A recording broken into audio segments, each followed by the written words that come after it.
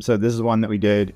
It's called Marketing Action Plan, and it basically is everything that you are describing. It is the diagnostic before we prescribe. Because if you walked into the doctor's office and you said, hey, I need, 50 milligrams of penicillin and 2 oxycodones, they're going to be like, oh, for what? What do you have? They're going to diagnose, right?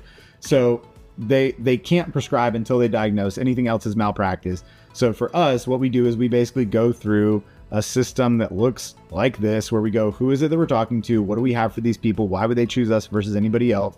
This is our messaging. Then we go, how do we build that out in the right order? How do we make sure that we have a sales ecosystem that supports the traffic we're about to generate? How do we serve people at a high level so that they retain or upgrade and they tell their friends about us? This is an intentionally designed path that has to go in that order. Anything else is backwards. So then we go into the messaging around who is it that we're talking to? Well, we're talking to, this demographic profile. Here's the problems. Here's what they feel around those things. We get into what's the before and after. How do we speak on behalf of Bruce about or to that person? What are the events when somebody would start like looking for something like this? What do they want? What are they frustrated by? What's kind of the narrative we're inviting them into? So all the copy. Then we do a really deep dive on your competitors, and we sort of go, okay, here's what's going on inside your world. Here's people that are looking for certain things, or ads that people are running around, like the topic that you do. Here's the pages that they're sending people to. Basically, like, what's happening in this market right now? What other ads are people seeing? What other creative are people seeing?